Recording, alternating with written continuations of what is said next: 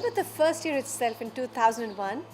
I was kind of avidly going from workshop to understand what education was, and I attended just about all the kind of conferences. I was reading everything, and I happened to attend a workshop, I think in Mumbai, on the primary years program from the IB.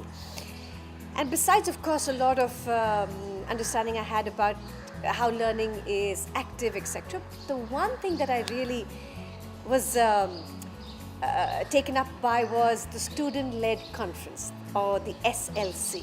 The understanding that students create a portfolio of work that becomes a demonstration of their understanding at the end of the year.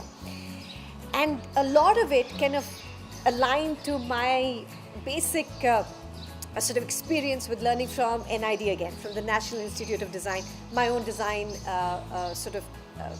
education. Because a lot of the work we used to do was portfolio work. It was either exhibition of work, or it would be a jury presentation, or it would be a client project. So it just seemed to fit in to the idea that when children have an active voice in their own evaluation and assessment. So unlike all the time that I went to school, I was just handed over a report card. And sometimes the report card would come in the holidays, and that was a dreaded day because, the maid would come and then the one report card would appear, and in the report card there would be certain grades, and you had absolutely no say in what the teacher had created and decided about you. If you were like, it was a grade, or you should be doing better, or, it just seemed so final. And there was absolutely no voice of the child or me in that story. So the idea of a student-led conference and a student-led portfolio just seemed so right.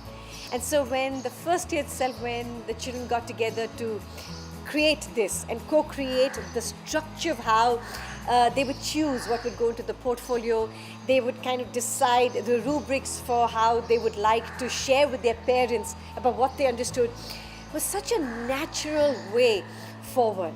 So the student-led conference really became, of course, inspired by the workshop I attended at the IB, but it kind of got richer by creating and co-creating what the elements of the portfolio would be with that first batch. And I still remember the overlaying rubric that we used to put on top of the portfolio had we introduced the idea of the smiley face and the straight face and the sad face, simply because in that first year, a lot of the children, especially in the K1 and K2, were yet not writing or reading with proficiency.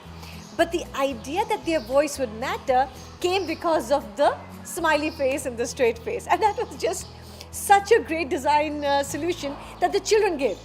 So I believe the fact that the children take an active voice in their learning and also demonstrate to their parents what they have enjoyed and learned was the purpose of how the SLC then became a marvelous process at Riverside.